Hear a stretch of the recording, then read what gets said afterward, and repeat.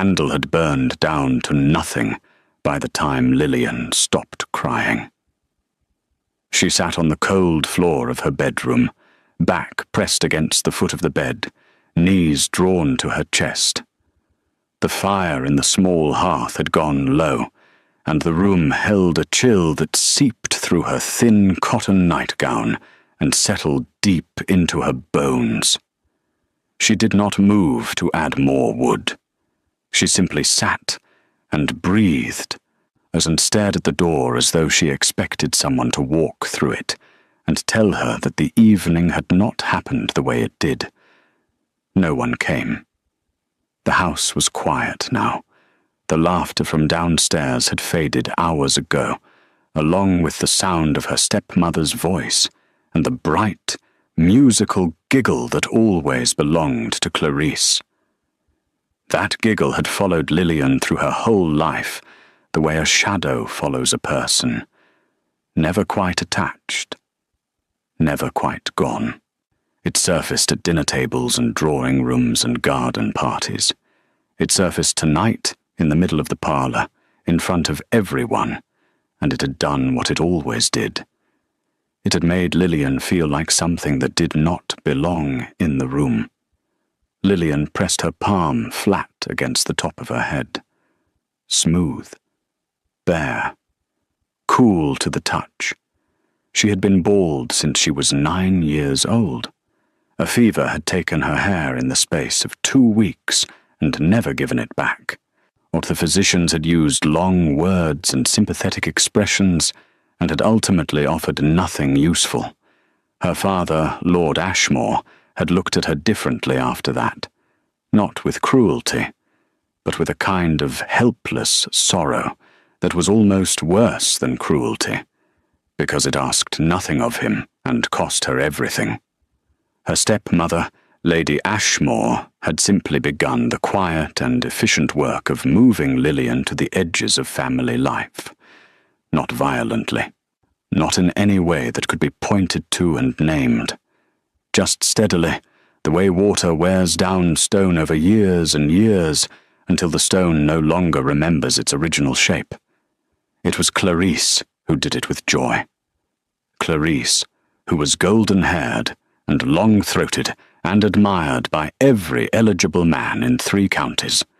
Clarice, who wore her beauty the way some people wear armour, always forward, always gleaming, always angled to wound. She was 2 years younger than Lillian, and had spent those 2 years growing taller in confidence with every inch Lillian shrank in spirit. There was nothing accidental about Clarice. Every word she spoke in company had been considered first, shaped for effect, and released at exactly the right moment to do the most damage while appearing to do none at all. Tonight was Lady Ashmore's small dinner gathering. 12 guests, the good china, with the rose-coloured candles arranged down the centre of the long table.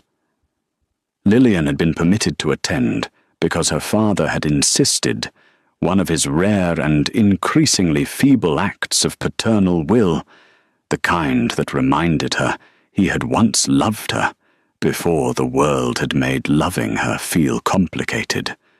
She had worn her best dress, a warm ivory gown with cream lace at the collar, and she had pinned a silk cap over her bare scalp, the kind ladies wore for modesty, fitted and plain and unassuming. She had thought it looked dignified. She had been wrong, or at least Clarice had decided she was wrong, and in that house, Clarice's decisions had a way of becoming truth before anyone thought to question them. It happened between the soup course and the fish. Lord and Lady Greyton were seated across the table, their son Thomas beside them, a young man of reasonable fortune and unremarkable character, who had been looking at Lillian with something that might have been curiosity, or might have been genuine interest. Lillian had not been sure. She had not been sure of such things in a long time, had trained herself not to be sure, because certainty in that direction had only ever led to disappointment. but she had felt the weight of his gaze, and she had allowed herself, just for a moment, or the small and dangerous pleasure of thinking that perhaps she was visible after all. Perhaps she existed in a room in some way that mattered. Then Clarice laughed. Not at anything Thomas said. Not at a joke or a story or a moment of natural comedy that arose from the table's conversation. She laughed her bright, sudden laugh, and then she said, in that carrying voice that always managed to sound like an accident when it was anything but, "Do forgive my sister, Thomas, 'cause she does try so hard with her appearance, though I suppose it must be terribly difficult to make any impression at all when there is quite literally nothing on top." She had touched her own gleaming hair as she said it, a gesture so light and so deliberate it could have been mistaken for nothing. Smooth as river stone, and half as warm. I do admire her persistence. The table had gone quiet for exactly 3 seconds. Then Lady Greyton had coughed softly into her napkin. Lord Greyton had reached for his wine with sudden and urgent interest. Thomas had looked at his soup as though it contained the answer to a question he had not yet thought to ask. Lady Ashmore had smiled the smile she wore when things were going precisely as she had intended them to go.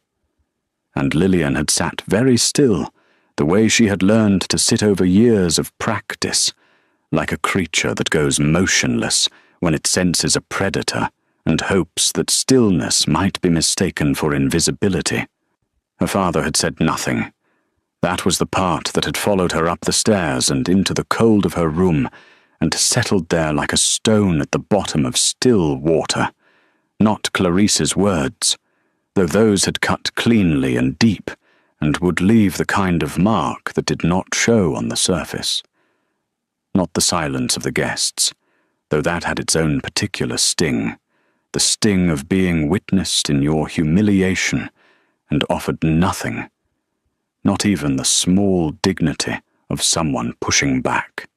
It was her father's stillness that had undone her, the way he had lifted his fork and continued eating as though nothing in the room had shifted, as though his eldest daughter had not just been stripped of the last thin layer of composure she had managed to construct around herself and left there, bare and blinking in the candlelight, with nowhere to look and no one to look to. She pressed her palm to the top of her head again.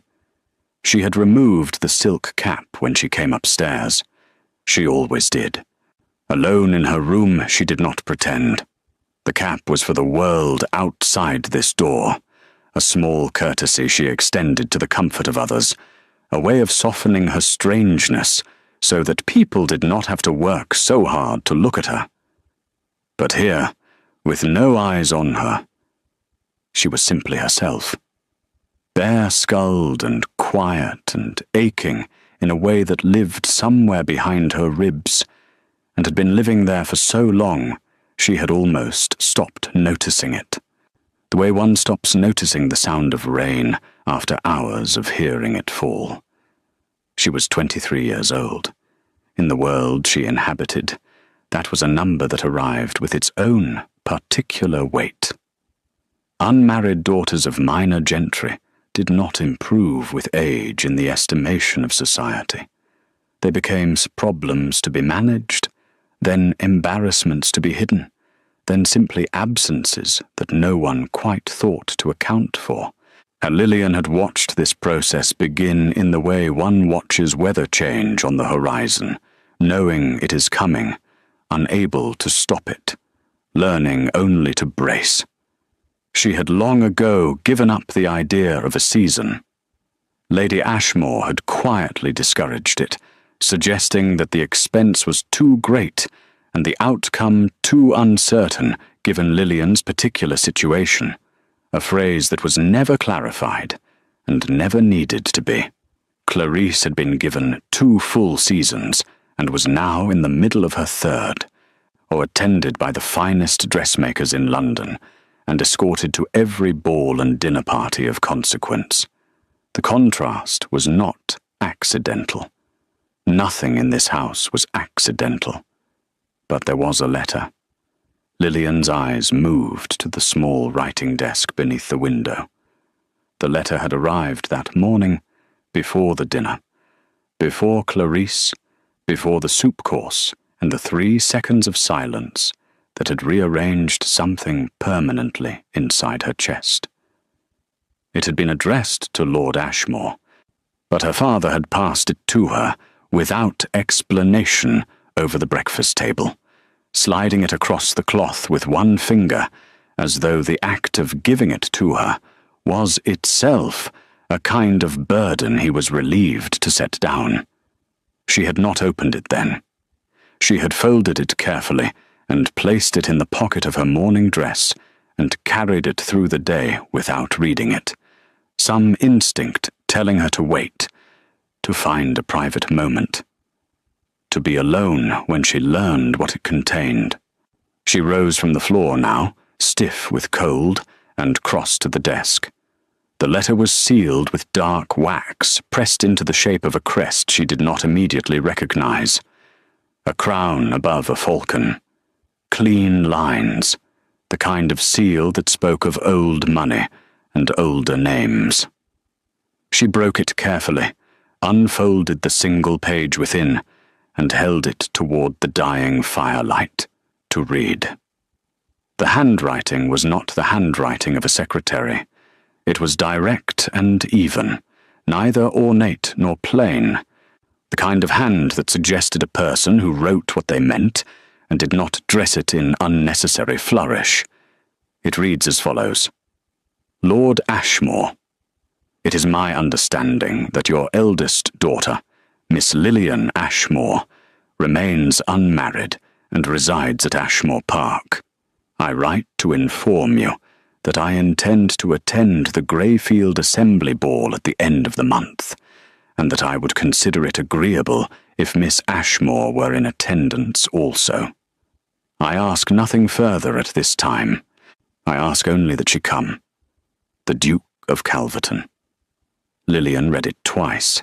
Then she set it down on the desk, and stood very still in the dark and the cold, her bare head and her bare heart both equally exposed, equally unable to make sense of what had just landed in her hands.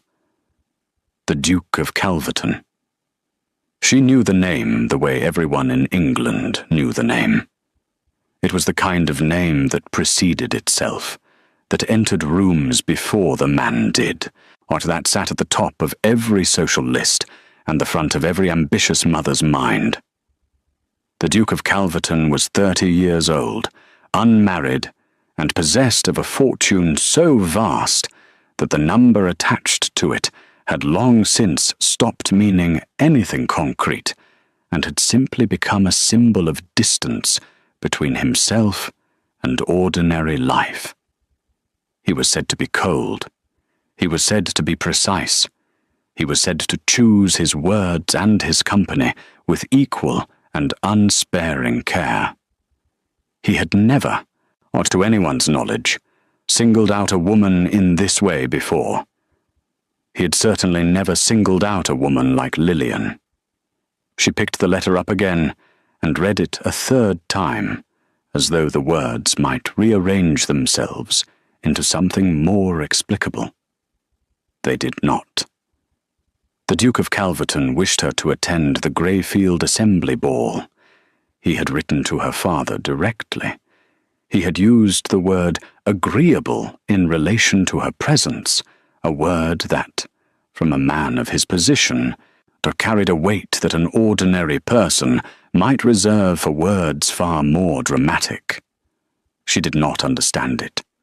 She stood at her desk in the cold, dark room, with her bare head and her broken evening behind her, holding a letter from the most powerful unmarried man in England, and she did not understand a single word of it except that it was addressed to her, and that it was real. Downstairs, she heard Clarice's voice, still bright, still carrying, or talking to Lady Ashmore about something that involved the word charming repeated several times. The sound drifted up through the floorboards and settled around Lillian like smoke. She folded the letter. She placed it back on the desk. She climbed into bed without changing the fire or adding any wood, pulled the blankets to her chin, and lay on her back in the dark with her smooth, bare head against the pillow, and her eyes open and fixed on the ceiling above her. Or the Duke of Calverton wanted her at the ball. She did not know why. She did not know what it meant, or what he intended, or whether this was some elaborate cruelty dressed in expensive wax and a falcon crest. She did not know if she was brave enough to go, or foolish enough, or whether those two things, in her particular life, had always been the same. What she knew was this. For the first time in longer than she could clearly remember, something in the world had turned in her direction. Not toward Clarice, not toward Lady Ashmore's careful arrangements, or her father's cautious silences. Toward her. Toward Lillian. Toward the girl who sat on cold floors in the dark and pressed her palm to a bare head and tried to remember that she was still worth something, even when every person in her life seemed determined to remind her that she was not. She closed her eyes. Outside the window, the wind moved through the old oaks at the edge of the garden, and the last of the fire settled into quiet ash, and the house held its breath around her, the way houses do when something is about to change. She did not sleep for a long time, but when she finally did, her hand was resting on the letter at the bedside table, and her face, for the first time that evening, was still. The morning came grey and indifferent, the way mornings often did at Ashmore Park in late autumn, with a sky the colour of old linen and a wind that pressed against the window panes and found every gap in the old stone walls. Lillian was already awake when the light arrived. She had been awake for some time, lying still beneath her blankets, with the letter on the bedside table, and the question of it pressing down on her chest like a hand. She read it again in the morning light. It was no different from the night before. The words had not softened or hardened. The falcon crest was still there, precise and undeniable. The Duke of Calverton still wanted her at the Greyfield Assembly Ball, and the request was still the most confounding thing that had ever arrived at Ashmore Park in all her 23 years of living there. She dressed herself, as she always did, without the help of a maid. Or Lady Ashmore had quietly redistributed the household staff years ago in a series of small and reasonable-sounding decisions that had resulted, entirely by coincidence, in Lillian having no personal attendant and very little access to the better rooms of the house before noon. She pinned the silk cap over her bare head, smoothed the front of her grey morning dress, and went downstairs. The breakfast room was occupied. Clarice sat at the head of the table in her father's customary chair, which she had taken to using whenever Lord Ashmore slept late, which was increasingly often. She was dressed in a deep rose gown that caught the thin morning light beautifully, and she was reading a letter of her own with the satisfied expression of a person who expects good news and receives it regularly. Lady Ashmore sat across from her with a cup of tea, already dressed, already composed, already fully herself, in the way that women like her always seemed to be, as though they assembled themselves in the night and emerged each morning complete. Neither of them looked up when Lillian entered. She took her usual seat at the side of the table, the one nearest the door and furthest from the fire, and poured herself tea from the pot that had already gone slightly cool, There was bread and a small dish of butter and some cold sliced meat arranged on a platter that had been positioned closer to Clarice than to the center of the table. Lillian reached for the bread without comment. "You look tired," Clarice said, not looking up from her letter. "I did not sleep well," Lillian said. "One can tell." Clarice turned a page. "You really ought to do something about the shadows under your eyes. They make you look unwell.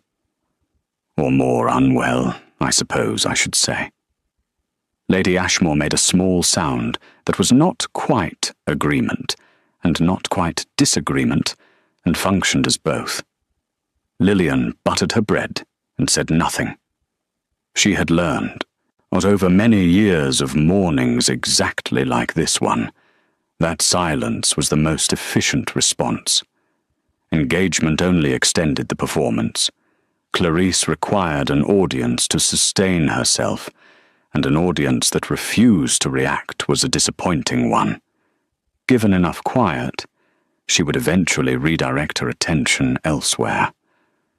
But this morning, Lillian had something in the pocket of her grey dress that made silence feel differently weighted than usual. The letter sat there against her hip. I folded small, present and warm, in a way that had nothing to do with temperature. Lord Ashmore came down at 9:30, which was earlier than usual, and suggested a restless night of his own. He was a tall man who had once been handsome in the straightforward way of men who do not think much about their appearance, and who now carried his age in the set of his shoulders and the line of his jaw.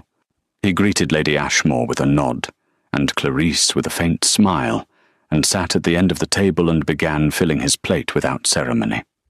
"Father," Lillian said, before the moment could be swallowed by the ordinary machinery of breakfast, "I would like to speak with you this morning. When you have a moment."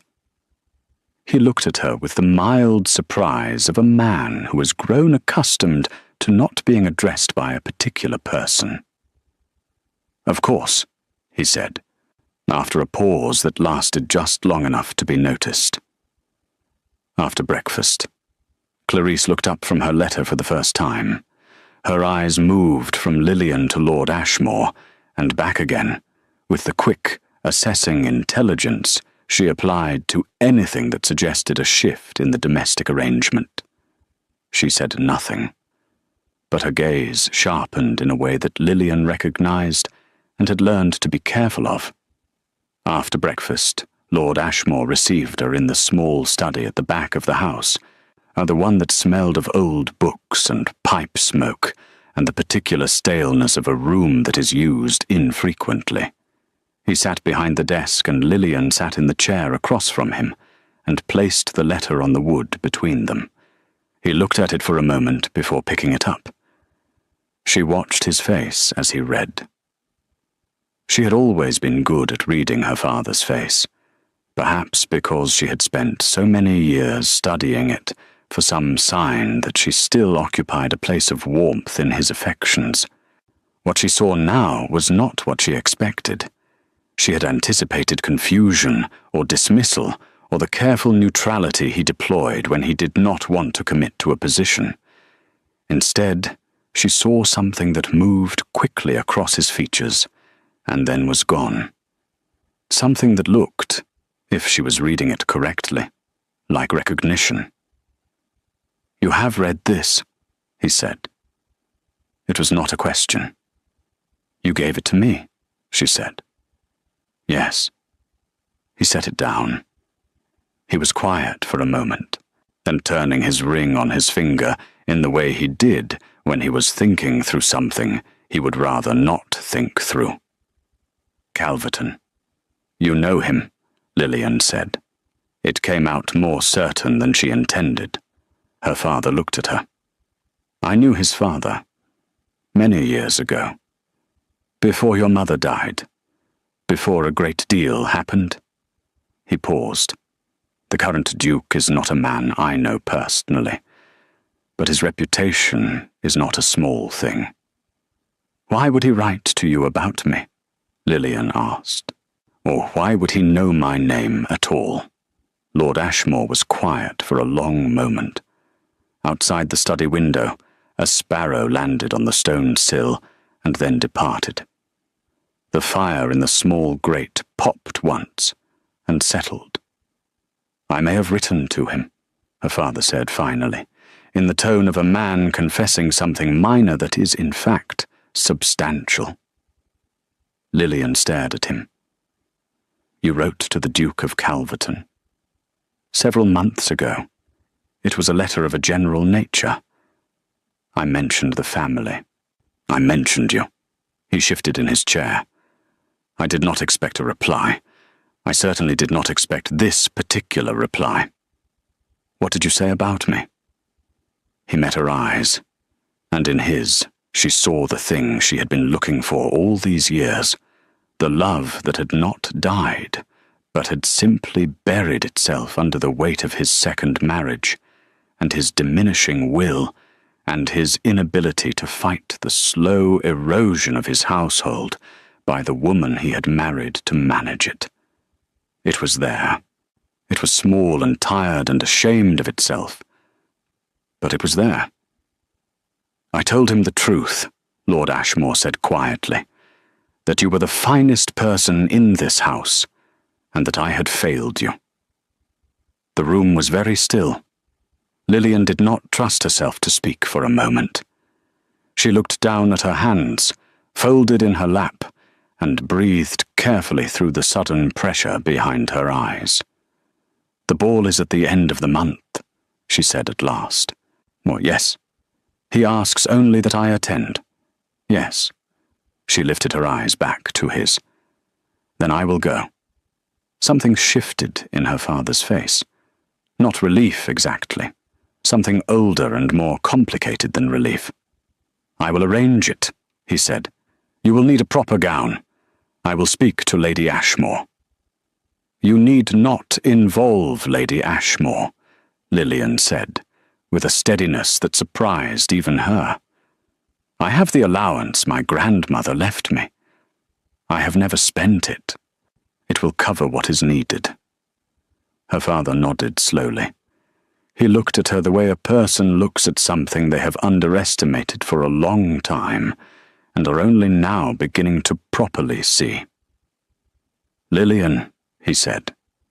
It is all right, father, she said, and she meant it in the way one means things that are not quite all right, but are no longer worth the cost of dwelling on. It is going to be all right. She rose, took the letter from the desk, and left him there with his ring and his fire and his long-overdue guilt. In the hallway outside the study, she nearly walked directly into Clarice. Clarice was not a woman who lingered in hallways without purpose. She was standing precisely where the hallway narrowed beside the study door, which meant she had been standing there long enough and close enough to hear at least some of what had passed between Lillian and their father. Her expression was smooth and pleasant, which was always the expression that required the most caution. A private conversation with father, Clarice said lightly. How unusual. Good morning, Clarice, Lillian said, and moved to step past her. Clarice did not move, not aggressively, just enough to make passing awkward, the kind of obstruction that could always be explained as nothing. You seem different this morning, she said, tilting her head. There is something almost purposeful about you. It does not entirely suit you, I must say. I am simply going upstairs, Lillian said. Of course you are. Clarice smiled, sweet and watchful. Where else would you go? Lillian met her eyes for a moment. She did not answer. She simply stepped around her stepsister with more grace than she felt, and walked to the foot of the stairs and began climbing, one hand on the banister, the letter pressed to her side through the fabric of her dress. She did not look back. Upstairs, She sat at her writing desk and took out a clean sheet of paper and her pen and the small bottle of ink she kept in the top drawer. She sat for a long moment, looking at the blank page, thinking about what she wanted to say and how to say it in a way that was honest without being desperate, grateful without being diminished. Then she dipped her pen and wrote, "Your Grace, I have received your letter, and I will attend the Greyfield Assembly Ball, as you have requested. I confess I do not know the reason for your interest, and I will not pretend otherwise. But I have learned that honesty costs less in the long run than performance, so I will say simply that your letter arrived on a difficult evening, and that it meant more than you could know. I will be there. Lillian Ashmore." She read it back once. Then she sealed it and addressed it, and set it aside to be posted. And she sat for a while longer at the desk, with the weak autumn light falling through the window onto her bare hands and her silk-capped head, feeling something in her chest that was new and fragile, and not entirely unwelcome. It felt, cautiously and against all reasonable expectations, like the early edge of hope. She was careful with it. She had been hopeful before and had learned the particular cost of hope in a house like this one. But she did not put it away. She let it sit there quietly in her chest like a small and steady flame, too new to trust entirely, but too real to deny. Outside, the grey sky was beginning, very slowly to lighten. The gown was the colour of wine.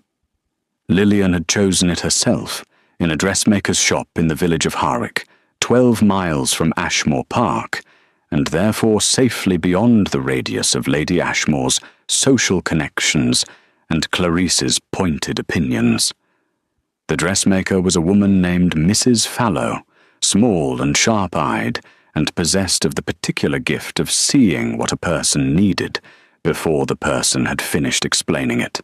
And she had looked at Lillian for a long moment, when Lillian removed her travelling bonnet and the silk cap beneath it, looked without flinching and without performing the elaborate neutrality that people often deployed in place of genuine ease. And then she had simply said, "Sit here and let me think." What she had thought, it turned out, was this. The bare head was not a problem to be dressed around. It was a fact to be dressed with. There was no point in suggesting arrangements of hair or decorative pins or any of the other small architectures that other women use to construct themselves for an evening. What Lillian had was a long neck and a clean skull, and a face that, without the distraction of hair, existed in a kind of unguarded clarity that most faces never achieved. The gown should do the work that other women distributed across their whole appearance, for it should be extraordinary at the hem and quiet at the shoulder, and fitted in a way that moved with her rather than containing her. The wine silk had been Mrs. Fallow's suggestion. Lillian had looked at it doubtfully at first, accustomed as she was to choosing colours that did not draw attention, that blended into the background of a room and made her easy to overlook. But Mrs. Fallow had held the fabric up beside Lillian's face and said simply, "Well, there," in the tone of a person who has found the right answer and does not require agreement to know it. There had been 2 fittings. Lillian had made the 12-mile journey both times in the Ashmore Park carriage, which her father had arranged quietly and without announcement, which meant that Lady Ashmore knew about it, but had chosen not to intervene, which itself was interesting. Perhaps she did not know about the letter, but perhaps she had decided that whatever Lillian was doing was inconsequential enough to ignore. Either way, Lillian was grateful for the small space of privacy. Now the ball was 4 days away, and the gown was hanging on the back of her wardrobe door, and Lillian stood looking at it in the early evening light and felt the complicated mixture of feelings that had been her constant company since the letter arrived. Hope, still small and careful. Fear, which was less careful and considerably louder.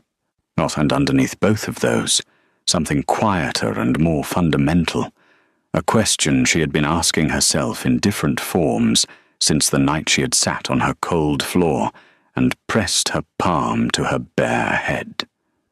What did the Duke of Calverton actually want? She had thought about it from every angle she could construct. She had considered and discarded the possibility that it was a jest, to some elaborate social cruelty, arranged for the amusement of people with too much power and too little conscience. The letter had not felt cruel. It had felt precise and deliberate and strangely careful, as though each word had been chosen with more attention than the brevity of the message suggested. She had considered the possibility of a misunderstanding, that perhaps he had intended to write about Clarice, and had simply confused the names. But her father had said he wrote about her specifically, had named her, had offered the Duke information about her that was particular and personal.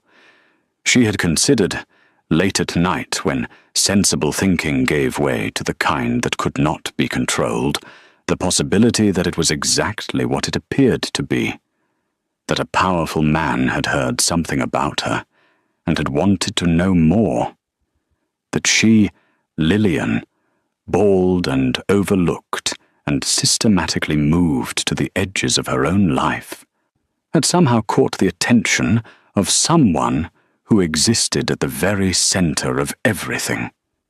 That possibility was the most frightening of the three, because it was the one she most wanted to be true. The days before the ball moved with the strange double quality of time that is both too slow and too fast, each hour long in the living of it, and yet the week somehow shrinking visibly when she looked at it from the outside. She spent her mornings in the small library off the east corridor, reading, which had always been her refuge, and her education in equal measure.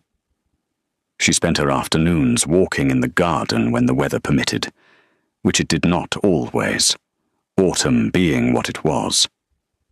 She avoided Clarice as much as the geography of the house allowed, which was not entirely successful. On the third day before the ball, Clarice found her in the garden. She came around the corner of the yew hedge with the air of someone who has been looking and has finally located what they were looking for, which meant the encounter was not accidental, regardless of how it was about to be presented. She was wearing a heavy wool coat in deep green, and her cheeks were bright from the cold, and she looked, as she almost always looked, infuriatingly lovely. "You have been avoiding me," Clarice said pleasantly. "I have been in the garden," Lillian said. "Those are not mutually exclusive." Clarice fell into step beside her, uninvited and untroubled by the absence of an invitation. "I have heard something interesting," Lillian continued walking. "Have you?" "Thomas Grayton mentioned it to someone who mentioned it to Margaret Forsyth, who mentioned it to me."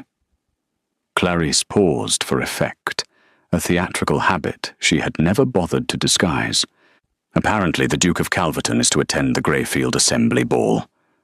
Lillian kept her pace even and her face still. "Is he?" "It is very unusual. He almost never attends public events of that kind. He is said to find them tedious." Another pause. "I am told he has expressed a specific interest in attending this one. No one seems to know why. People do things for reasons they do not always share," Lillian said. Clarice looked at her sideways. "You do not seem surprised. Should I be?" The silence that followed had a texture to it, the texture of Clarice rearranging her understanding of a situation she had thought she already fully grasped. It was not a silence Lillian had ever been able to produce in her stepsister before, and she was careful not to let the satisfaction of it show on her face. "You know something," Clarice said. Not lightly now, though the brightness had dropped out of her voice, and what was left was something more direct and considerably less decorative. "I know a great many things," Lillian said. "Most of them I have had to learn on my own." Clarice stopped walking. Lillian took 3 more steps before she stopped as well, and turned, because turning away entirely felt like a surrender she was no longer willing to make. Clarice was looking at her with an expression Lillian had not seen on her face before, or at least hadn't seen directed at her. It was not cruelty, and it was not amusement. It was something closer to unsettlement, the expression of a person who has been operating on a set of assumptions and has just encountered evidence that one of those assumptions may be incorrect. "You are going to the ball," Clarice said. It was not a question, so Lillian did not answer it as one. She simply held her stepsister's gaze and let the silence confirm what Clarice had already worked out. "Well, Lillian?" Clarice's voice had changed again. There was something in it now that might almost have been warning, or might almost have been something stranger, something that in another relationship might have been concerning. "Whatever you are imagining, whatever you think this is, you should be careful. Men like Calverton do not single out women like you. Not for the reasons you are hoping for." The words landed the way Clarice's words always landed, and precisely and with full knowledge of where they would hurt most. Lillian felt the impact of them move through her chest, but she also felt, for the first time in recent memory, something that did not collapse under that impact. Something that held. "Thank you for the advice," she said. Her voice was quiet and steady. "I will think about it carefully." She turned and walked back toward the house, and this time she did not stop. That evening she sat at her writing desk and took out the letter again, and read it one more time. She read the line that said he found it agreeable that she should come. She read the line that said he asked nothing further. She read the final line, the signature, the title, the weight of a name that the world had arranged itself around for 30 years. Then she folded it, placed it carefully in the small lacquered box where she kept the only things that belonged entirely to her, but unclosed the lid. On the morning of the ball, she rose before the house was awake. She washed and dressed in her ordinary clothes first, then sat in the chair by the window with her tea and watched the sky change from black to grey to the pale, tentative colour of a morning that has not yet decided what it intends to be. She was afraid. She let herself feel that clearly, and without dressing it in anything more dignified. She was afraid of the ball, and the people in it, and the distance between what the letter had seemed to promise and what the evening might actually deliver. She was afraid of hoping and having hope turned into another thing that Clarice could point to and laugh about. Another evidence of the gap between what Lillian imagined for herself and what the world considered appropriate for someone like her. But she was also something else. She was tired of her own smallness. She was tired of the cold floor and the dying fire and the silk cap worn for the comfort of people who had never thought to make her comfortable in return. She was tired of taking up as little space as possible and being grateful for whatever was left over, and calling that a life. She rose and went to the wardrobe and took down the wine gown and laid it on the bed and looked at it in the early morning quiet. Mrs. Fallow had done something extraordinary with very simple materials, or the silk caught the light in a way that shifted as it moved, warm at one angle and luminous at another. The waist was fitted precisely, the skirt full enough to move with her, the neckline clean and uncluttered. There were no adornments at the shoulder, no fussy details at the sleeve. It was a gown that understood what it was doing and did it without apology. Lillian picked it up and held it against herself and looked in the small mirror above the washstand. The woman who looked back at her was bare-skulled and clear-eyed and wearing something the colour of the light just before dawn, and she looked, for the first time in a long time, like someone worth looking at. She got dressed.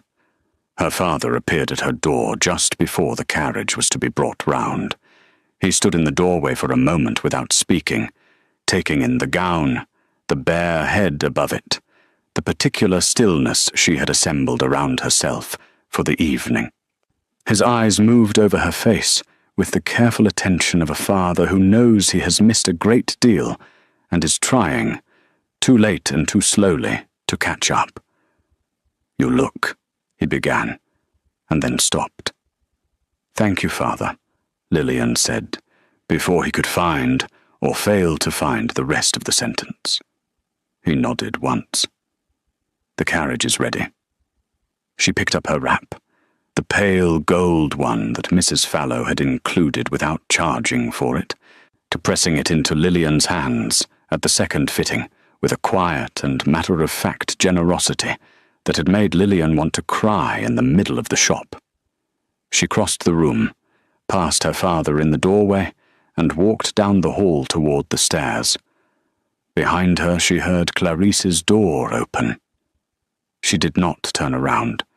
She descended the stairs with her back straight and her bare head level and the wine silk whispering against the steps, for when she walked out of Ashmore Park into the sharp cold of the evening air where the carriage was waiting, and she climbed in, and the door was closed behind her, and the horses began to move. The Greyfield Assembly Ball was 11 miles away.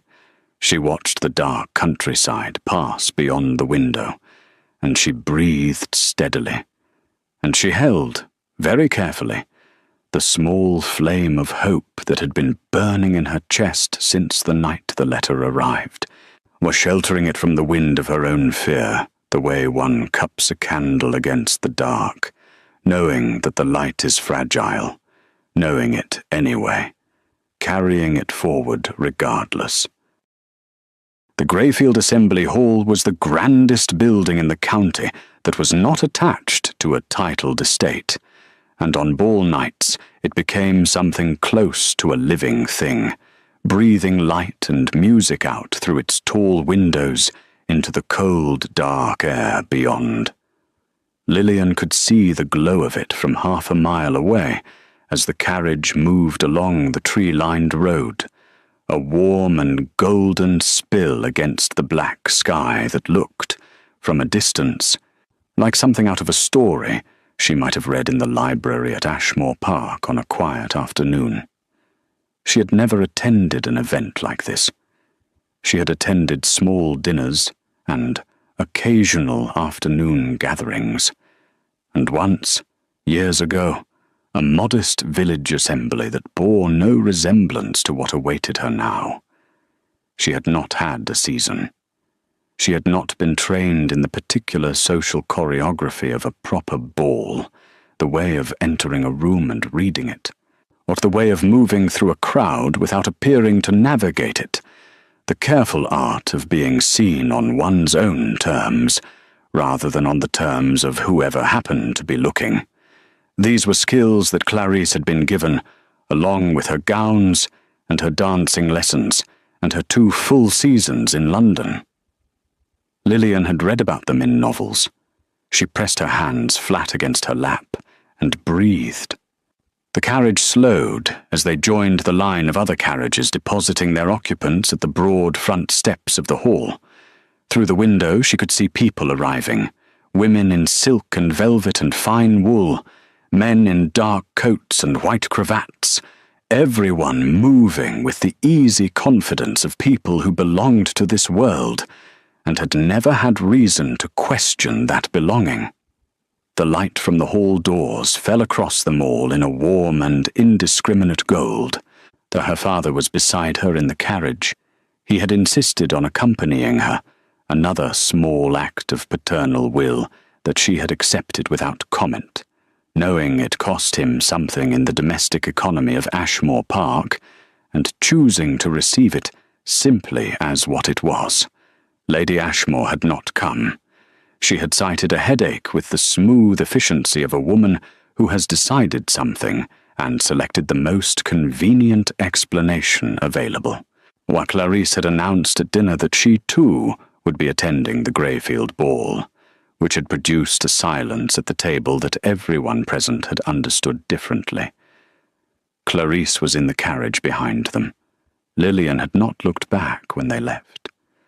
She had simply climbed into the first carriage with her father and kept her eyes forward and her breathing even, and allowed the distance between herself and Ashmore Park to grow with each turn of the wheels. "Are you ready?" her father asked, as their carriage reached the front of the line. "No," Lillian said honestly, "but I am going in regardless." He looked at her with that expression again, the one that was trying to make up for years of its own absence. He offered her his arm as the footman opened the door, and she took it, and they descended together into the cold and the light and the sound of music, drifting out from somewhere deep inside the hall. The entry was crowded with arrivals, a press of warmth and perfume and conversation that hit her immediately after the cold outside air.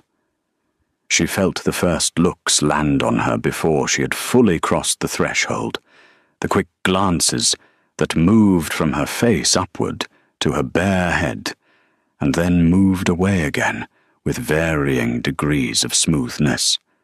She was accustomed to this. She had been accustomed to it for 14 years.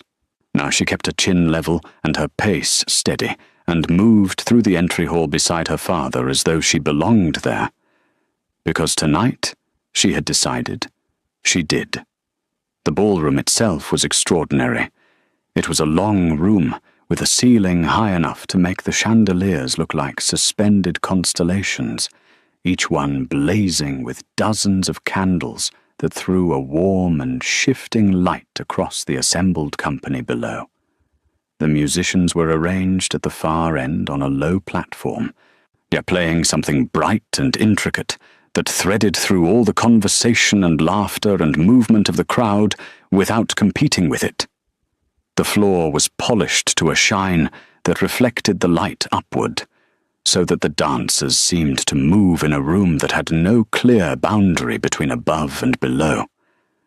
Lillian stood at the edge of it and felt something move through her that was not quite fear and not quite wonder, but contained elements of both.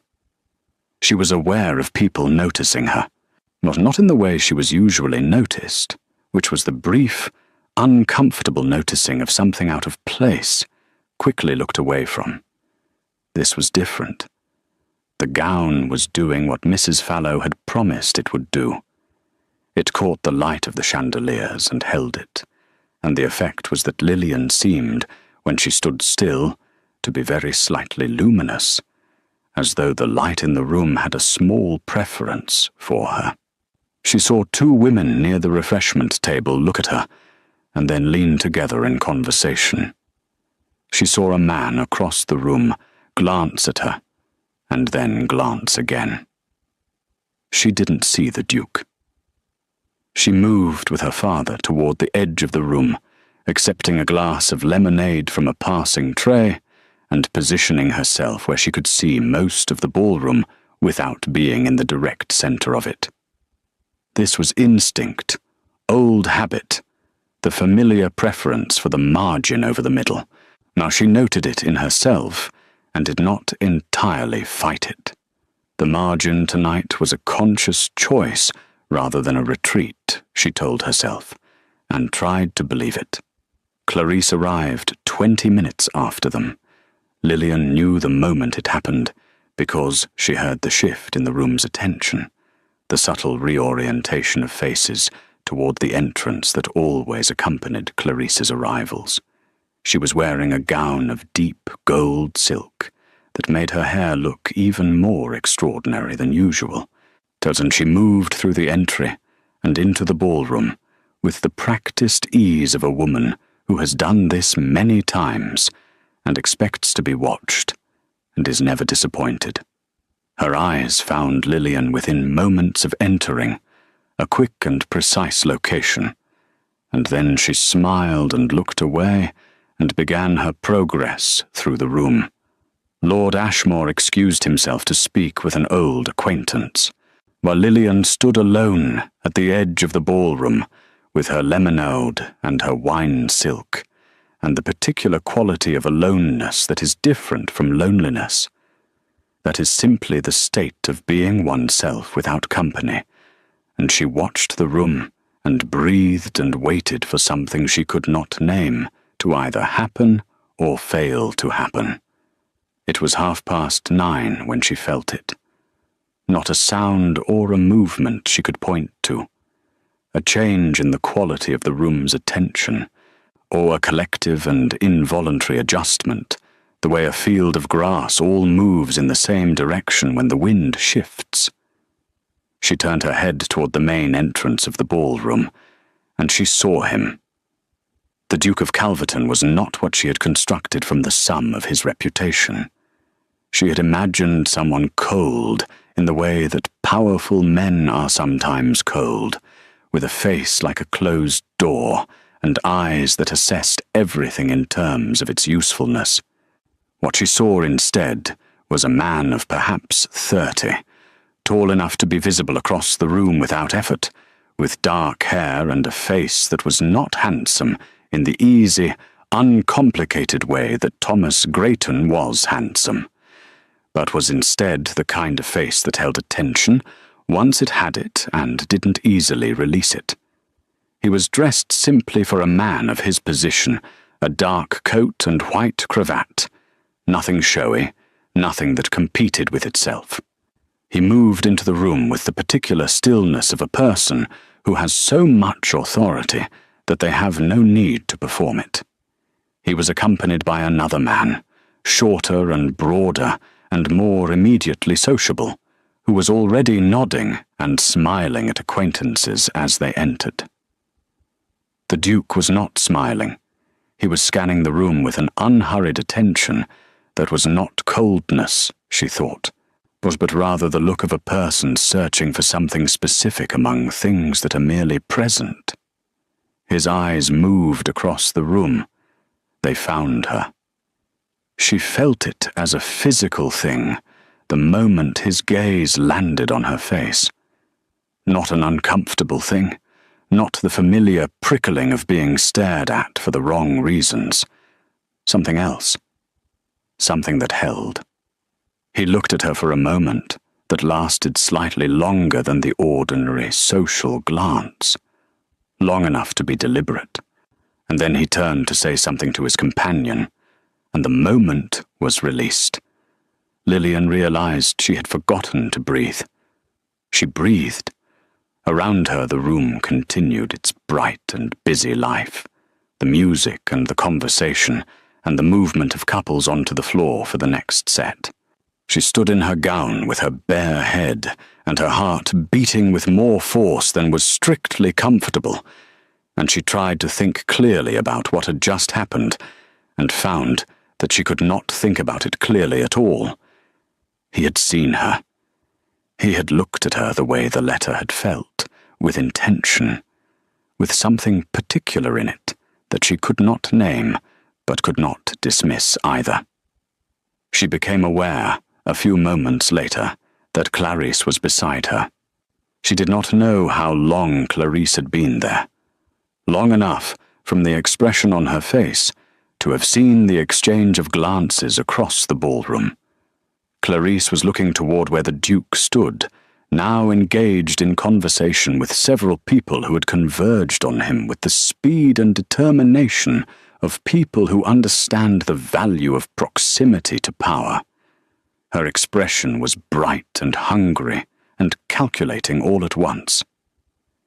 "He is exactly as described," Clarice said, or in the tone she used when she was talking to herself as much as to anyone else. Lillian said nothing. "I had not imagined he would be quite so—" Clarice paused, selecting her word. "Present. He fills a room differently from other men." She turned her head and looked at Lillian with the bright, assessing gaze that meant she had noticed something and was deciding what to do with it. "Did he look at you?" "People look at me," Lillian said carefully, "but I am somewhat distinctive." Clarice's eyes moved over Lillian's face and then upward to her bare head in the way they had done 10,000 times before, a gesture so habitual it probably no longer required conscious thought. But something in it tonight was different.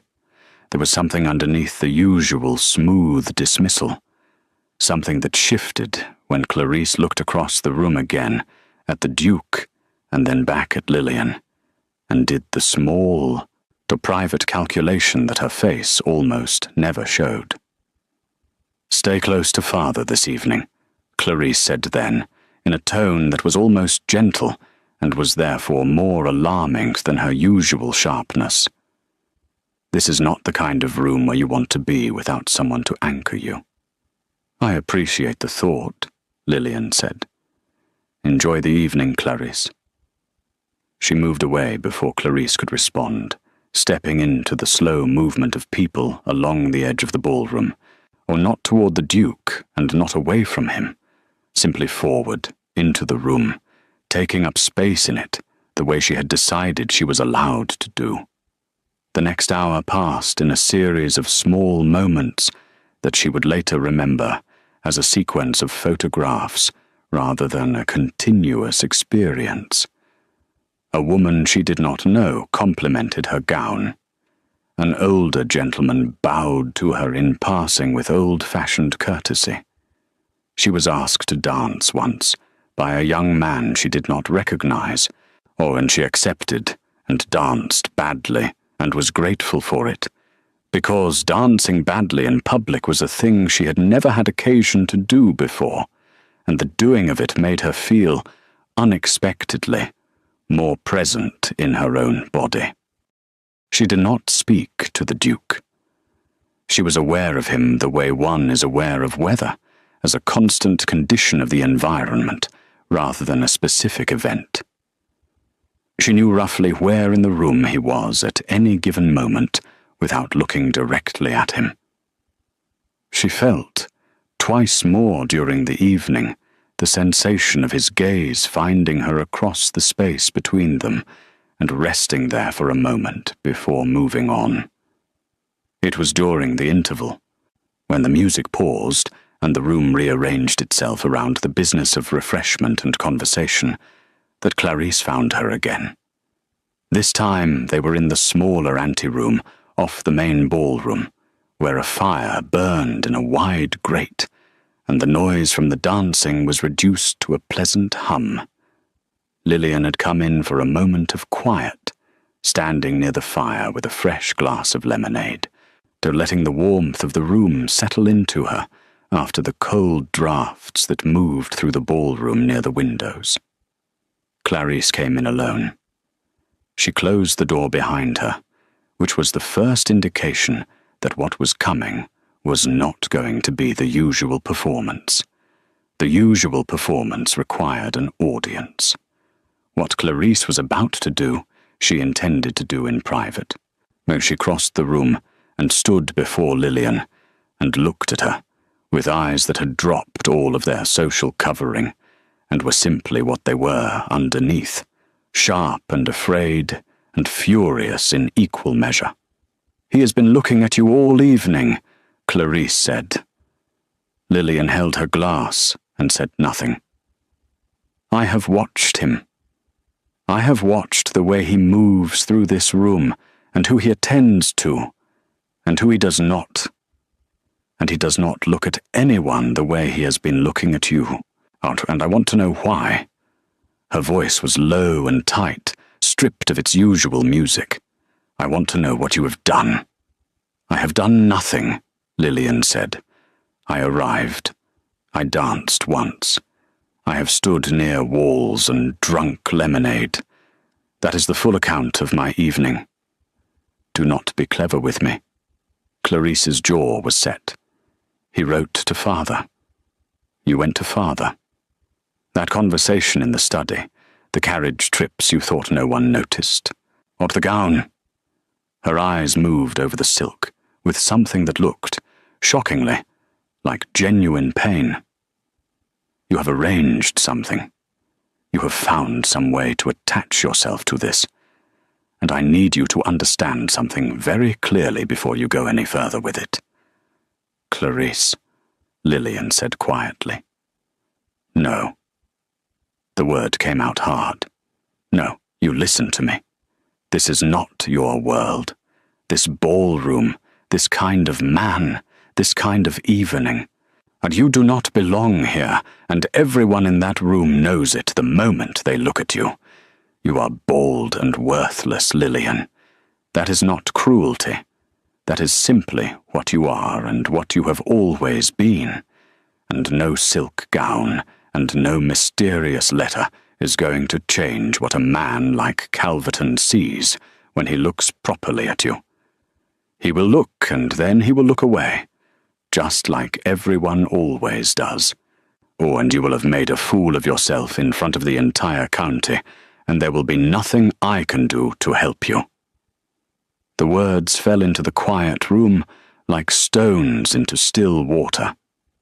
Lillian stood inside them. She felt them move through her, each one landing in a place that had been struck before, had been struck so many times that the bruising there was old and deep, and had become in some ways simply part of the landscape of herself. She felt the familiar impulse to shrink, to agree, to fold the small flame of hope back into the dark place inside her chest, where it could do no more damage. She did not. She looked at her stepsister, this golden, frightened, furious woman who had been sharpening herself against Lillian for 2 decades, and who was standing here now in a private room because she was afraid, genuinely and visibly afraid, for what felt like the first time. "You are scared," Lillian said. Her voice was very quiet and very steady. "That is the only reason you would say those words to my face instead of across a dinner table." Clarice's expression flickered. "I am going back into the ballroom," Lillian said.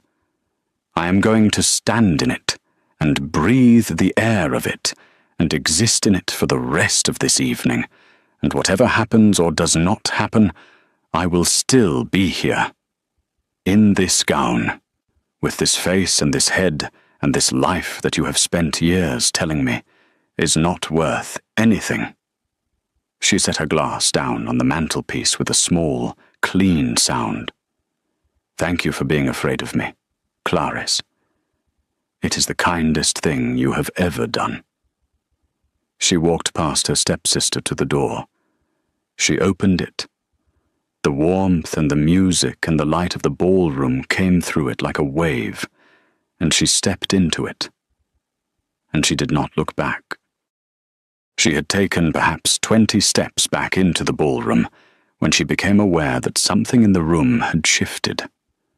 It was the same quality of shift she had felt when the Duke first entered, that collective and involuntary reorientation of attention. But this time, it was more concentrated, more directional, and it was moving toward her. She slowed her pace instinctively, scanning the room, trying to understand what had changed in the few minutes she had spent in the anteroom. Then she understood. The Duke of Calverton was walking toward her, not in the indirect, socially plausible way of a man who happens to be moving in a particular direction and will stop and speak to someone if the opportunity presents itself naturally. Directly. With the unhurried and absolute certainty of a person who has made a decision and is carrying it out, or through the crowd that parted for him, not because anyone asked it to, but because that is what crowds do for certain people without being told. The room noticed. She saw faces turn. She saw fans pause mid-movement and conversations stall mid-sentence.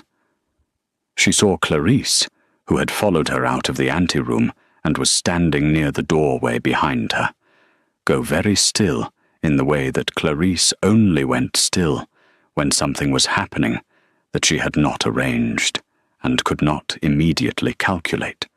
Lillian stood where she was. She did not retreat, and she did not advance. She simply stood in her gown in the middle of the Greyfield Assembly Ballroom, with her bare head and her hammering heart. And she waited while the most powerful, unmarried man in England walked across the polished floor toward her, with the whole room watching, and did not stop until he was close enough that she could see his eyes clearly for the first time. They were grey. Not the cold grey of winter sky, but the grey of deep water, the kind that has depth and movement and is not the same colour twice. He looked at her for a moment in silence. She looked back. "Miss Ashmore," he said. His voice was low and even, the voice of someone who had never needed to raise it to be heard. "I am glad you came." "Your Grace," she said. Her voice was steadier than she had any right to expect. "I said I would." Something moved in his face at that, something small and not immediately legible but present. "You did," he said, "and you did not ask for explanations first, which most people would have done." "I considered it," she said. "I decided that explanations could wait, and that an evening like this one could not." He was quiet for a moment. Around them the room had achieved a kind of suspended quality, the music continuing and the people continuing, but everything slightly slower, slightly more attentive, like a collective breath held very carefully. "Would you walk with me?" he asked. "Along the edge of the room. I find that conversations of any substance are better conducted in motion." "Yes," she said, because she was done with the word no and the smallness that went with it. He offered his arm. She took it. The sensation of it was strange and grounding all at once, the solidity of him beside her, the warmth of his arm beneath her hand. They began to move along the perimeter of the ballroom together, and the effect on the room was immediate and complete. The suspended quality broke. Sound and movement returned, but the watching did not stop. She could feel it on her skin, all those eyes following the two of them as they walked, trying to understand what they were seeing. She understood the impulse. She was also trying to understand what she was seeing. "You are wondering why I wrote," he said, when they had put some small distance between themselves and the densest part of the crowd. "God, I have been wondering since the evening the letter arrived," she said. "I have not arrived at a satisfying conclusion." "Your father wrote to me," he said. "In his letter he described you in a way that was honest to the point of pain. He said you were remarkable, and that he had failed to protect you, and that if there was any man of character in England who might look at you properly, he hoped that man would have the courage to do so." He paused. It was not a subtle letter. It was not a socially sophisticated letter. It was the letter of a man who loves his daughter and is ashamed of himself. Lillian said nothing for a moment.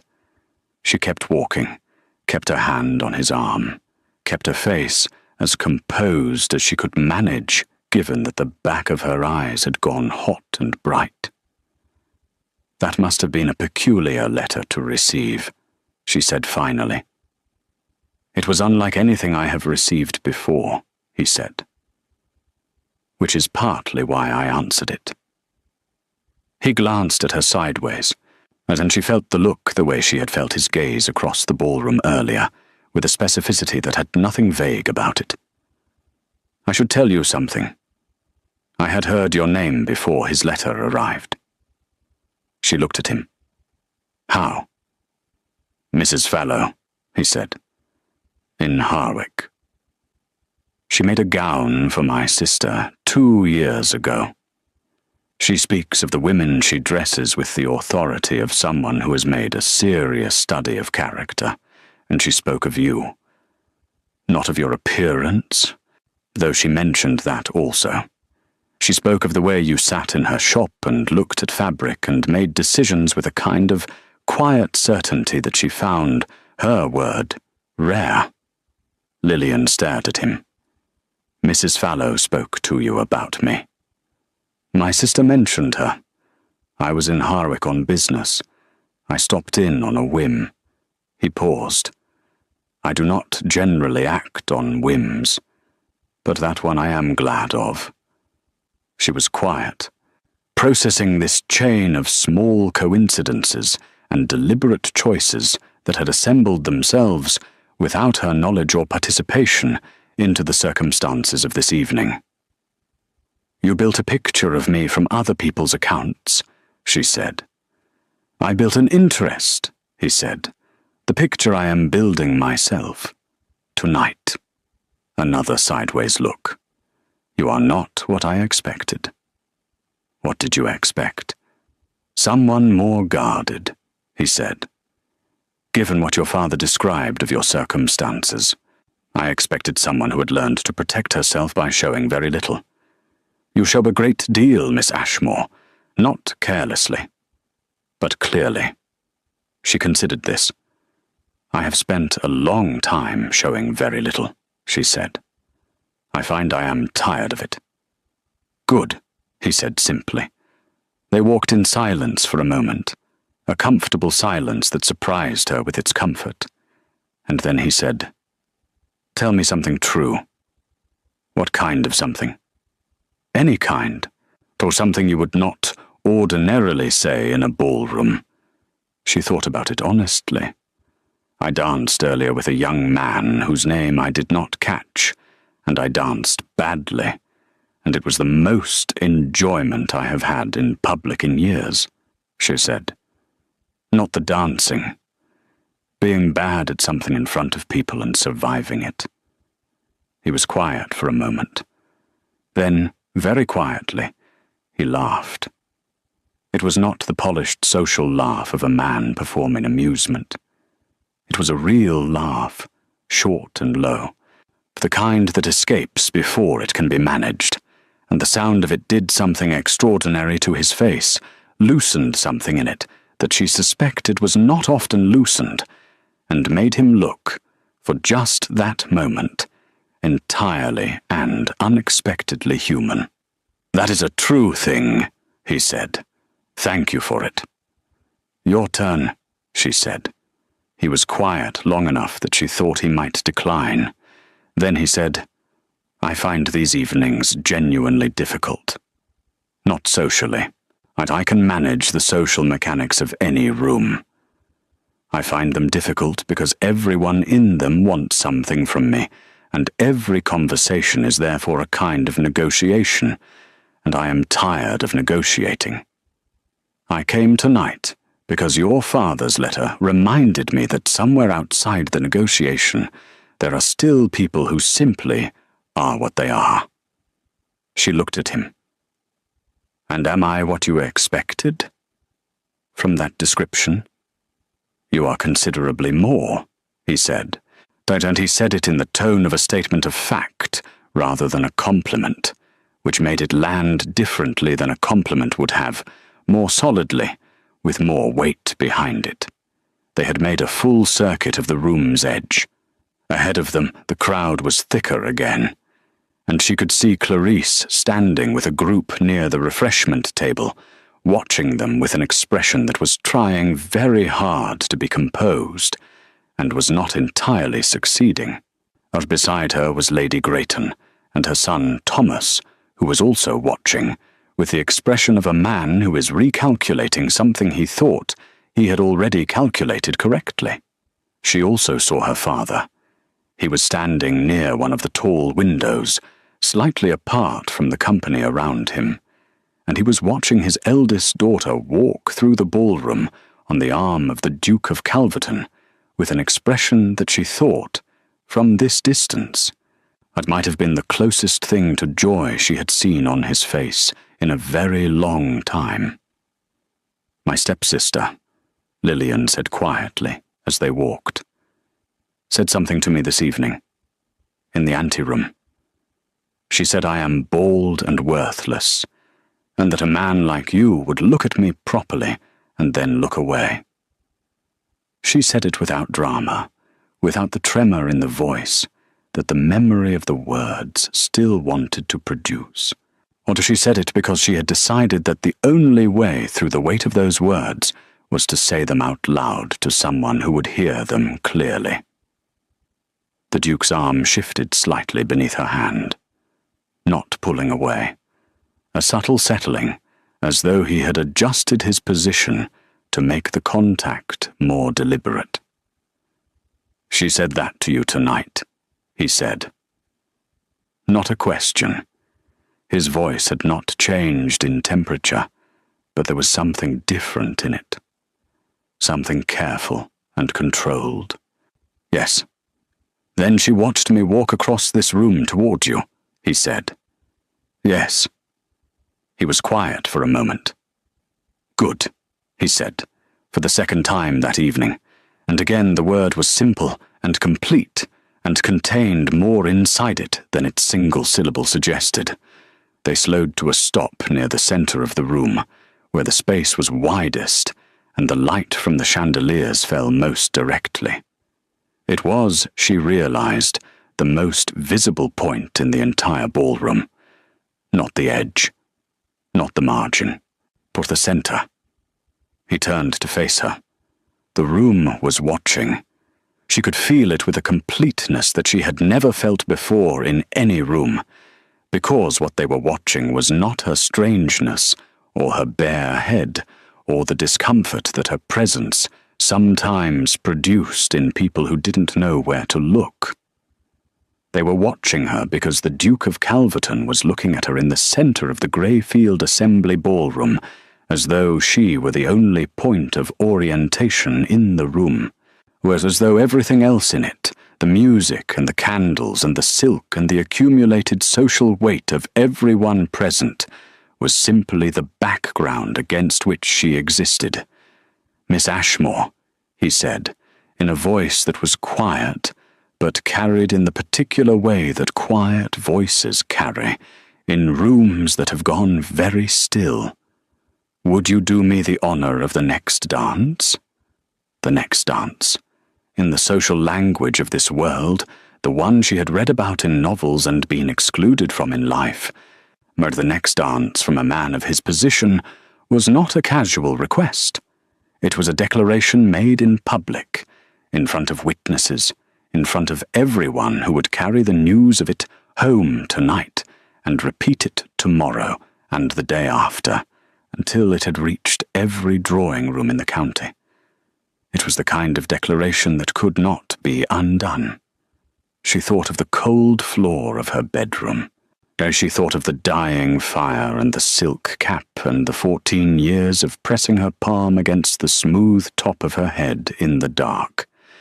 She thought of Clarice's voice in the anteroom, delivering the verdict that had been the verdict of this house and this world for as long as she could remember. Bald and worthless. She lifted her eyes to the Duke of Calverton's grey ones, and she felt, with a clarity she had not known she was capable of, that she was standing at the precise boundary between the life she had been living and something else entirely, and that the step across it was hers to take. "Yes," she said. "It would be my honor." He offered his hand. She took it. And the room, which had been holding its breath, breathed. The dance was a waltz. She had not known it would be a waltz when she accepted, had not thought to consider what kind of dance it would be, had been too occupied with the enormity of saying yes to think about what yes would require her body to actually do.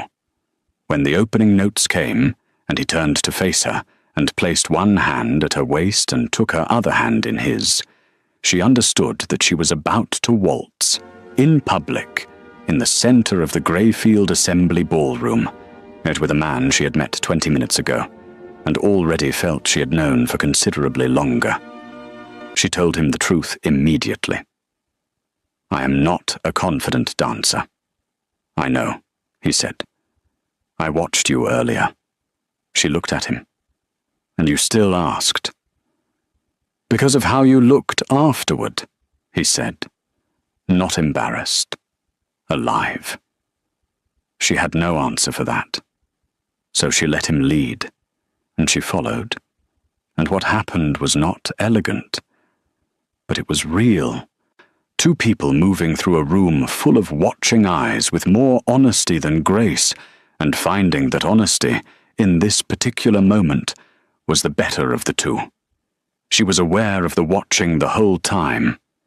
She was aware of Clarice at the edge of the room, standing very still in her gold gown, with her beautiful hair and her careful face, and the particular stillness of someone watching the world rearrange itself around a person they had always considered beneath rearrangement. She was aware of her father near the window, no longer pretending to look elsewhere. She was aware of the whispers moving through the room like wind through grass, quiet and continuous, and full of the specific energy of people witnessing something they will be talking about for months. She did not look at any of them. She looked at the Duke, who was looking at her, and she let the room do what it needed to do around them while they remained, for the length of the waltz, or entirely inside their own small world of music and movement, and something neither of them had named yet, but that was present between them as clearly as the music itself. When the dance ended, he did not immediately release her hand. He held it for a moment longer than was strictly required, long enough for everyone watching to see, long enough for the gesture to register as deliberate. Then he brought it to his lips and pressed a brief and formal kiss to her gloved fingers, and the room produced a sound that was not quite a gasp and not quite silence, but was exactly the sound of collective understanding, arriving all at once. "Walk with me," he said quietly. "There is something I wish to ask you, and I would rather ask it somewhere less theatrical." She almost laughed. "You just waltzed with me in the center of that room, in front of the entire county." "Yes," he said, and the corner of his mouth moved. "I have no objection to theatre when the occasion calls for it. What I am about to say calls for something quieter." They slipped through a side door that opened onto a long corridor lined with tall windows, dark beyond the glass. The sound of the ballroom reduced behind them to a muffled warmth. Candles burned in wall sconces at intervals, casting a soft and private light. The corridor was empty. Their footsteps were quiet on the stone floor. He stopped near the second window. She stopped beside him and waited, or because something in his manner told her this was a moment that needed to be given room. "I am going to say something that will sound either very certain or very sudden," he said. "I suspect it is both, and I ask you to hear it as something I have considered and mean, rather than something the evening has produced in me carelessly." "I am listening," she said. He looked at her with those grey eyes that she was already, she realized, going to miss if she never saw them again. I want to court you properly, with your father's permission and your own, which matters more. I want to visit Ashmore Park, and I want to write to you, and I want to sit across from you at a table and have conversations that are not constrained by the length of a dance or the watching of a room. He paused. And I want to do it with the intention of asking you, eventually, a question that I will not ask tonight, because tonight is too new, and you deserve to be courted before you are asked anything that is permanent. The corridor was very quiet. Lillian stood in it, and breathed, and felt the words settle around her like something warm and solid, the kind of warmth that doesn't ask anything of you but simply exists, and lets you exist inside it. You are very direct, she said. I have found that indirection costs more than it saves, he said, in most things. She thought of her own letter to him. I will not pretend otherwise. I have learned that honesty costs less in the long run than performance. She almost smiled. We may have that in common, she said. I think we have more than that in common, he said quietly. Though I intend to spend a considerable amount of time finding out exactly how much. She looked at him for a long moment. This man walked across a room full of witnesses toward her, without hesitation, who had laughed a real laugh at something she said, who had listened when she told him what Clarice had said in the anteroom, and had responded not with outrage or reassurance, but with a single quiet word that contained both. Yes, she said. You may court me. Something in his face shifted, and what was underneath it was not relief exactly, but was close to it, close enough to tell her that beneath the certainty he had presented to her, he had not been entirely certain. What, and the knowledge of that made him more real to her than anything else that had happened this evening. Thank you, he said simply. They stood for a moment longer in the quiet corridor, with the candle light and the distant music, and then they walked back into the ballroom together, and the evening continued, and nothing was the same as it had been before. The courtship lasted 4 months. He came to Ashmore Park 3 times, or arriving each time in a carriage that the whole village noticed, and that Lady Ashmore received with a brittle graciousness that cost her visibly. He sat in the small drawing room that had always been Lillian's least favourite room in the house, and somehow made it feel different simply by being present in it. He brought books twice, not gifts chosen to impress, but books he had actually read and thought she might find interesting, what with small notes tucked inside marking passages he wanted to discuss. He was right about the passages every time. He wrote to her between visits. Long letters, not the brief and careful kind of letter a man writes when he is managing an impression, but real letters. The kind that wandered and considered and sometimes arrived at a conclusion the writer had not anticipated at the start. She wrote back in kind, and found that the person she was on paper was the person she had always been in the library and the garden and the cold quiet of her own room, the person who had simply never been given the space to exist in company before. Clarice left Ashmore Park 6 weeks into the courtship. She went to stay with a cousin in Bath, announced with the smooth efficiency of a woman who has decided to remove herself from a situation that is no longer developing in her favour. Or she said goodbye to Lillian in the hallway, with a composed face and eyes that said something her voice didn't, or something that was complicated and unresolved, and possibly in some form she would never directly acknowledge, a kind of apology. Lillian said goodbye to her without cruelty, and without warmth, and with the particular peace of a person who has put something down that they have been carrying for too long. Lady Ashmore remained. She was quieter now, recalibrated by the new mathematics of the household, which had shifted irrevocably the night of the Greyfield ball. She did not become kind.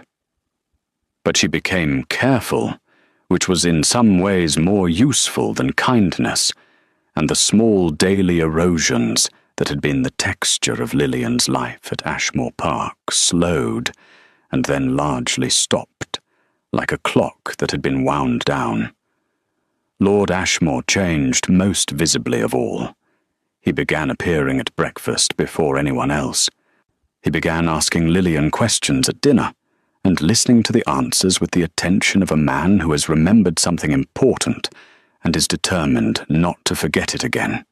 One afternoon in December, he came to find her in the library and sat in the chair across from hers and said, without preamble, that he was sorry, and he said it in the direct and unadorned way of a man who has decided that elaborate expression is less honest than simple statement. And she believed him, and she told him so, and they sat together in the library for the rest of the afternoon, reading their separate books in the particular companionship of two people who have found their way back to each other through territory that cost them both something real. The Duke asked his question on a Tuesday morning in February. He had written to say he would come, and she had known from the letter that it was coming, not because he said so directly, but because of the quality of the letter, or the care in it, the way it moved toward something without quite arriving. She wore a deep cream dress and her bare head, and she sat in the drawing-room and waited, and when he came in and sat across from her and looked at her with those grey eyes that she now knew as well as her own face in the mirror, she waited for him to speak first. He did not make a speech about it. He said simply, "Lillian, will you marry me?" She loved him for the simplicity of it, for the lack of flourish, the absence of performance, the plain and earnest directness of a man asking a real question and genuinely waiting for the answer. "Yes," she said, "I will marry you." He reached across and took her hand and held it, and the fire in the drawing-room burned warmly, and outside the February sky was pale and clear, and the house was quiet around them, in the good way that houses are quiet when something right has happened inside them. They were married in April, for the church was in the village nearest to Calverton Hall, a small and ancient building with stone walls that had held centuries of weddings and knew how to hold one more. It was not a large wedding. The Duke had expressed no interest in spectacle, and Lillian had expressed even less, and what they had assembled instead was something better than spectacle, a small gathering of people who were genuinely glad, which is rarer and more valuable than a large gathering of people who are merely present. Her father walked her down the aisle. He cried before they reached the front, quietly and without apparent embarrassment, and she pressed his arm with her hand as they walked, and he pressed back, and no words were needed for what passed between them in that moment. She wore ivory silk, not the wine of the Greyfield ball, something simpler and softer, with long sleeves and a clean neckline, and nothing at the shoulder to compete with the clean line of her bare head above it. Mrs. Fallow had made it, of course, and had delivered it to Calverton Hall 2 days before the wedding, with the expression of a woman who has done her finest work, and knows it, and requires no one to tell her so. The Duke turned when she reached the front of the church. He looked at her the way he had looked at her, across the Greyfield ballroom, with that particular quality of attention that made her feel every time, as though she were the only fixed point in whatever room they happened to share. But there was something more in it today. Something that had not been in the ballroom because it had not yet had time to grow. It was the look of a person who has spent 4 months learning someone and has found, at the end of those 4 months, that what they learned exceeds what they hoped. She took her place beside him.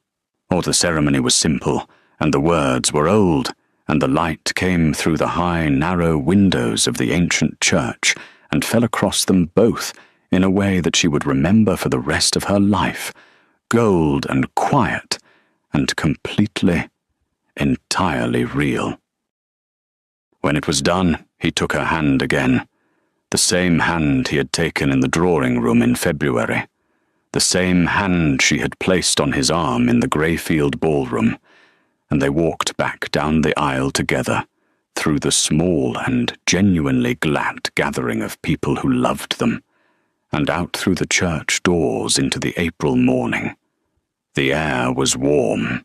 The trees along the churchyard path were in a new leaf, that particular green that only exists for a few weeks in spring before it deepens into something more ordinary.